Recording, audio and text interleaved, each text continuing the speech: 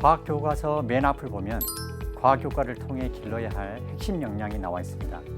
사고력, 탐구 능력, 문제 해결력, 의사소통 능력, 이 사회에 대한 책임감, 이런 거네요. 이런 능력이 길러질 수 있다면 참 좋겠는데 과연 그럴 수 있을지 살펴보겠습니다. 고1 통합과학 교과서를 열어봅니다. 첫 단원은 물질을 이루는 원소들에 대한 이야기입니다. 이 원소들이 어떻게 생겨났는지 그 기원을 말하기 위해 빅뱅 우주론이 등장합니다. 태초에 우주가 한 점에서 시작되었다는 이 이야기는 엄청나게 충격적입니다. 어떤 강아지 한 마리가 퐁 하는 소리와 함께 갑자기 생겨났다고 해도 아무도 믿지 않을 텐데요. 세상의 모든 존재가 한 점의 폭발로부터 생겨났다고 말하고 있으니까요.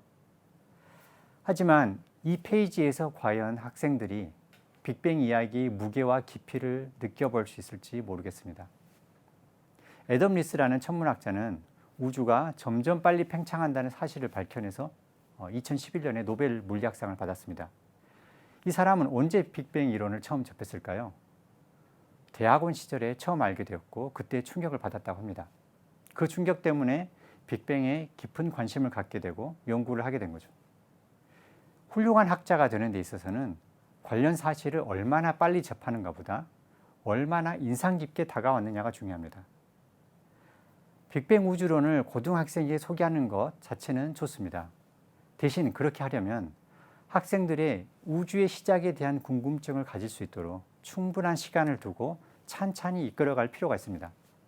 그런 과정 없이 바로 빅뱅 이론을 들이대는 것은 너무 성급하고요. 오히려 우주 탄생의 신비를 축소해버리는 그런 결과를 낳지 않을까 염려됩니다. 교과서는 빅뱅 우주론에서 끝나는 것이 아니라 바로 그 다음 장에서 언제 쿼크와 전자들이 생겨났는지 설명합니다. 우주의 밀도나 온도에 따라서 어떤 입자가 만들어지는지 이해하려면 꽤 정교한 과학 지식이 필요한데요. 이걸 학생들 수준에 맞게 설명해 줄 수 있는 과학 선생님이 얼마나 있을지 모르겠습니다. 만약 그런 설명 없이 그냥 입자들의 탄생 과정을 나열하면 이건 외우라는 말밖에 되지 않습니다. 우리는 이미 중학교 때 세상의 모든 물질이 양성자, 중성자, 그리고 전자로 이루어진다고 배웁니다. 하지만 저는 그 의미가 무엇인지 대학 교수가 되고 나서 학생들을 가르치는 와중에 처음 깨달았습니다. 여기 있는 탁자나 지금 말하고 있는 제 자신도 이 세 가지 입자의 조합으로 만들어져 있다는 거죠. 우리는 양성자, 중성자, 전자 자체에 어떤 특정한 의미나 가치를 부여하지 않습니다. 하지만 그것들이 모여서 사람을 이룰 때는 매우 고귀하게 여기고 돌멩이로 존재할 때는 하찮게 여긴다는 게 참 놀랍습니다. 게다가 이들 입자들이 특정 방식으로 움직일 때는 참 착하다, 너무 멋지다 이렇게 말하고 다른 방식으로 움직일 때는 나쁘다, 조금 추하다 이렇게 판단하고 있는 거죠. 이 학생들은 세상이 세 가지 입자로 이루어졌다는 지식만 전달받고 그 지식에 대해 음미해 볼 기회를 갖지 못하고 있습니다. 교과서는 이제 살아있는 생명체에 초점을 맞추면서 단백질이 아미노산으로 이루어졌다는 이야기를 합니다. 생물에 있어서는 굉장히 핵심적인 지식인데요. 이 사실이 왜 중요하고 어떤 의미가 있는지 책만 봐서는 알 수가 없습니다. 그냥 그렇다고 알아두라는 것뿐이죠. 이 아미노산의 1차원적 배열에 의해서 단백질이 형성된다는 이야기는 곱씹어 볼 내용이 굉장히 많은 주제입니다. 저 역시 고등학교 때는 아무 생각 없이 배웠지만 이것도 약 10년 전에 제가 관련 내용을 새로 찾아보다가 큰 충격을 받았습니다. 왜냐하면 단백질을 만드는 방식이 너무나 효과적이고 이것은 거의 천재적인 발상이다 이런 생각이 들 수밖에 없기 때문입니다. 그런데 교과서는 단 한 문단으로 설명하고 넘어갑니다. 그리고 여러 가지 단백질의 종류와 각각의 기능에 대해서 소개하는데요. 우리에게 깊은 인상을 남길 만한 이야기가 없습니다. 그냥 외워야 할 사실만 계속 늘어날 뿐이죠. 그리고 이제 DNA의 구조로 넘어갑니다. 이 무의미한 달리기를 어디까지 해야 하는지 숨이 차오릅니다. 인간의 유전 정보가 DNA 사슬에 어떻게 담길 수 있는지 생각해 보면 그래도 굉장히 놀랍고 신비로운데 그냥 슬슬 지나가고 있습니다. 제가 과학 교과서에서 받은 인상은 이렇습니다.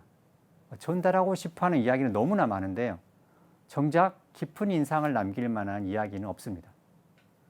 선생님이 열심히 준비를 해서 각 이야기의 의미를 다 살려내려면 지금 주어진 과학 시간의 몇 배나 필요할 것 같습니다.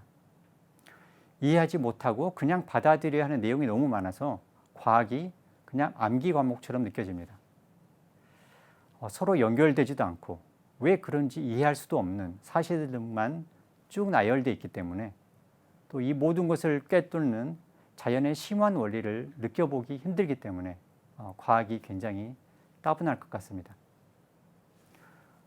반도체, 이것은 워낙 일상에서 자주 쓰이고 있기 때문에 고등학생들에게 반도체가 무엇이고 이것이 컴퓨터를 만드는 데 어떻게 쓰이는지 개략적으로 알려주는 것은 필요합니다. 이제 책 내용을 보면 원자 내의 전자 준위로부터 시작해서 전도띠, 띠틈, N형, P형 반도체, 다이오드, 그리고 이진 회로까지 소개하고 있는데요. 이 전개 방식은 대학의 전공 서적에서 반도체를 설명하는 순서와 완전히 일치합니다. 큰 차이는 대학에서는 한 학기 동안 가르치는 내용을 일주일 분량으로 압축해 놨다는 거죠.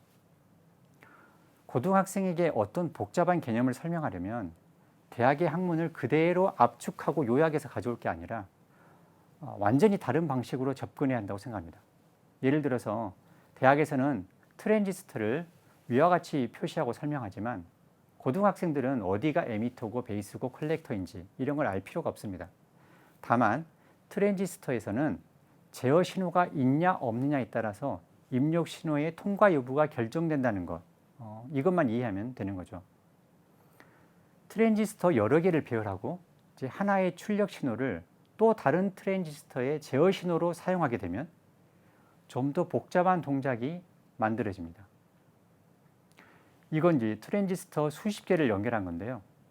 A와 B에 각각 이진 숫자를 넣어주면 둘 중 어느 숫자가 더 큰지를 알려주는 회로입니다. 비록 작은 숫자의 비교이긴 하지만 트랜지스터만 가지고 두 숫자의 크기를 비교할 수 있다. 이게 굉장히 신기한 거죠. 이런 회로가 수천 수만 개 복잡하게 연결되어 있으면 덧셈, 뺄셈, 곱셈이 가능해지고 우리가 사용하는 전자계산기가 되는 겁니다. 대학생들도 이걸 공부하고 나면 이 3,000원짜리 계산기 안에 얼마나 많은 아이디어와 노력이 집약되어 있는지 알고 이 경의를 표하게 됩니다. 이건 중학교에서 이미 배운 저항과 전선, 전지로 이루어진 가장 단순한 회로입니다. 하지만 대학생조차도 기본적인 이해가 부족합니다. 저항이 가늘고 길어지면 왜 저항값이 늘어나는지, 전지를 직렬로 연결하면 왜 전압값이 커지는지 물어보면 잘 모릅니다. 그냥 책에 나오니까 그런가 보다 했을 뿐 한 번도 그 원리를 생각해 볼 기회가 없었다고 합니다. 그런 생각을 해보지 않을 거라면 우리는 이 회로에 대해서 뭐하러 가르쳤을까요? 대학의 이공계 학생들이 공통으로 배우는 물리 실험이 있는데요. 저는 이 간단한 회로 실험을 거기에 포함시켰습니다. 또 멀티미터로 전류와 전압을 측정해 보도록 했습니다. 이런 실험을 직접 해본 학생이 소수에 불과하기 때문입니다. 간단한 손전등이 고장나도 고치지 못하는 이공계 대학생들이 많은 실정입니다. 저항을 만져본 적도 갖고 놀아본 적도 없는 학생들이 초전도체와 인공지능을 배웁니다. 그리고 밤늦게까지 학원을 돌아다니면서 시험 문제만 풀고 있습니다. 그러면서 전자공학자의 꿈을 꾸고 있다. 저는 이게 참 아이러니한 상황이라고 생각합니다. 우리의 지식 수준은 너무 과대 포장되어 있습니다. 자신도 이해하지 못하는 것을 가르치고 배운 사람도 이해하지 못한 채 자신이 배운 용어와 문장을 그대로 답습합니다. 그리고 또 그것을 다른 사람에게 전해줍니다. 그래서 제대로 아는 것이 무엇이고 모르는 것이 뭔지 구분을 할 수가 없습니다. 질문도 생기지 않는 거죠. 우리 학생들이 나중에 산업 현장에서 일을 한다고 상상해 보십시오. 상사가 시키는 일을 그대로 하고 그 결과를 단지 보고만 한다. 이런 일이라면 지금의 교육을 받은 학생들도 어느 정도 해낼 수 있을 겁니다. 하지만 실제 현실은 단순하지 않습니다. 예상과 다른 결과가 나왔을 때 이걸 분석하고 조건을 바꿔서 다시 시도하고 문제를 해결할 수 있어야 됩니다. 뿐만 아니라 지금의 기술을 살짝 향상시키는 데 그치지 않고 완전히 새로운 혁신을 가져올 수 있으려면 더 깊은 이해와 통찰력이 필요하겠죠.